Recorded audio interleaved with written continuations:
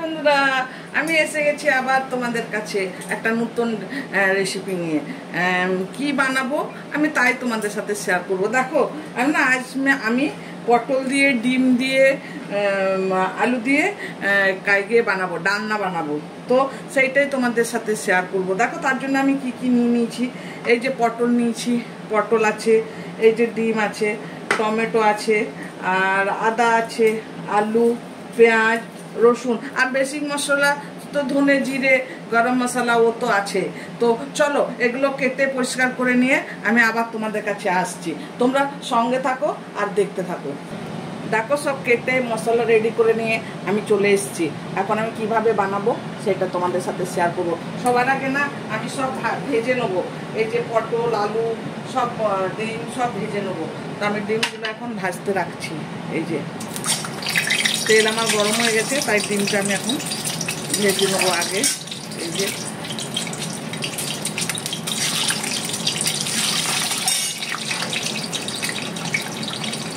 একটু হলুদ দিয়ে দেবো। তারপর ভীষণ গরম, এখন বেশি কিছু রান্না করতে ভালো লাগে না। তো আর রোজ দিন পটলের তরকারি, ডিমের তরকারি আলাদা আলাদা ভালোও লাগে না। তাই ভাবলাম একসাথে বানাই, ডালনা বানাই, এটা ভালো লাগবে, টেস্টি লাগবে, একটু অন্যরকম হবে। তাই আজকে আমি নিয়ে এসেছি এই রেসিপিটা।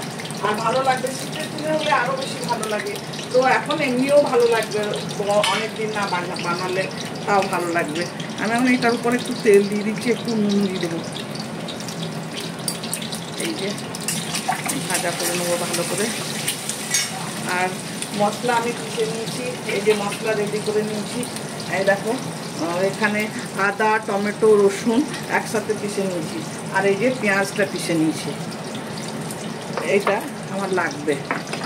আমি সব ভেজে নিয়ে তারপরে ফিরে আসছি তোমাদের কাছে। এই যে দেখো সব আমি ভালো করে ভেজে নিয়েছি। এই দেখো ডিম ভেজে নিয়েছি, আলু ভেজে নিয়েছি, পটল ভেজে নিয়েছি। পটলগুলো না আমি কাটিনি, ছোট ছোট পটল তো, তাই আমি গোটা গোটা রেখেছি। পটলগুলো যেমন দেখতে ঠিক সেইভাবে আমি আলুটা কেটেছি। আর ডিম আলু পটল যেন ম্যাচিং হয় এইভাবেই আমি কেটেছি। এই যে এরপরে আমি দিয়ে দিচ্ছি এখানে গরম মশলা। যদি তুমি ধনে পাতা দাও তাহলে গরম মশলা দেওয়ার দরকার নেই, তো আমি এখন একটু গরম মশলাই দিলাম। এরপরে আমি একটু চিনি দিয়ে দেবো। এটা ভালো ডালনা না, একটু লাল কালার আসবে, দেখতে ভালো লাগবে, তো একটু চিনি দিয়ে দেবো সামান্য একটু। এই যে দেখো অল্প একটু চিনি দিয়ে দিলাম। চিনিটা লাল হলে তারপরে আমি পেঁয়াজটা দেবো। আর এখানে তো আমি টমেটো বললাম না, সব সাথে একদম এই যে পিষে রেখেছি। এই দেখো টমেটো, আদা, রসুন সব আছে পেশা, পেঁয়াজ সব। দেখো আমার চিনিটা লাল হয়ে যাচ্ছে। এরপর আমি পেঁয়াজটা না আমি কেটে নিয়ে আমি দরদরে করে পিষে নিয়েছি। এই যে দেখো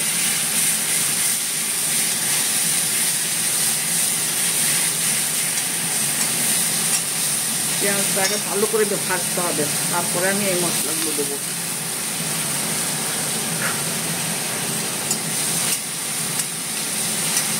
তেল মশলা তো এখন গরমের দিনে বেশি ভালো লাগে না, তো একটু তেল মশলা না দিলেও তরকারি টেস্ট হয় না, তাই একটু কম বেশি মাঝামাঝি করে তেলটা দিলাম।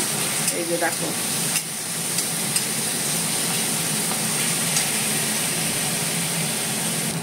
দেখো পেঁয়াজটা আমার ভাজা হয়ে গেছে, ভালোভাবে ভাজা হয়ে গেছে। এখন আমি এটার মধ্যে মশলা দিয়ে দিচ্ছি।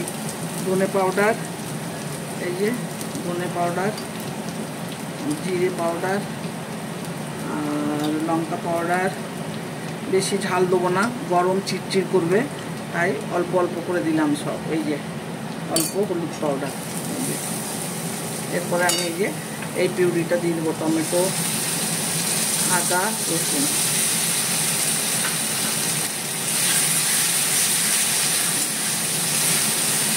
ভালো করে এটা এখন কষাবো। মাংসের মশলা কেমন কষায় সেভাবে কষাবো এটা।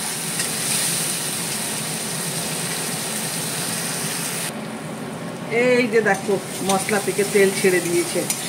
এরপর আমি এই যে ভাজা আলু আর পটল দিয়ে দেবো এটার মধ্যে। এই যে সব ভাজা মানে সেদ্ধ হয়ে গেছে, একটু জল দিলে ফুটে আসলে তরকারি আবার রেডি হয়ে যাবে। একটু ভালো করে ওই জন্য মশলাটা কষিয়ে নিলাম। এই যে দেখো এবার একটু নুন দেবো, নুনটা দেওয়া হয়নি। আমি তো অনেক ঝোল বানাবো না, এমনি একটা ডালনা বানাবো, মানে গায়ে মাখা, তো আমি সেই অনুযায়ী নুন দেবো। এই যে নুন দিচ্ছি, নুন কম হওয়া ভালো, বেশি বেশি হলে খাওয়া যায় না, কম হলে তবুও দিয়ে খাওয়া যায়, না হলে এমনিতে খাওয়া যায়। এই যে দেখো এখন এইটার মধ্যে আমি একটু কেনা মশলা অ্যাড করবো। কেনা কি মশলা দিচ্ছি তোমাদের দেখাই, দাঁড়াও। এই যে আমার কাছে আছে কেনা মশলা, এই যে চিকেন মশলা আছে, আমি একটু চিকেন মশলা দিয়ে দেবো। এই যে দেখো এটার মধ্যে অল্প একটুই দেবো, দাঁড়াও দেখাই, খুন্তিটার মধ্যে নিই। এই যে দেখো অল্প একটু দেবো, বেশি দিলে তো আবার গন্ধ হয়ে যাবে বেশি, তো তাই অল্প একটুখানি দিলাম। এই যে আমি এই যে তরকারিটার মধ্যে আমি গরম জল দেবো, তো জলটা গরম করতে রেখে দিয়েছি, জলটা গরম হয়ে গেছে, জলটাও গরম হয়ে গেছে। এটা ভালো করে কষানো হলে আমি জলটা দিয়ে দেবো এখন।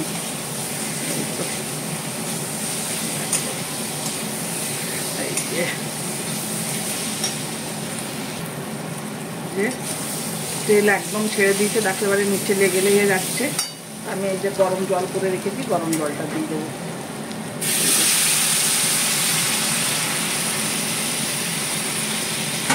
গরম জল দিয়ে দেবো।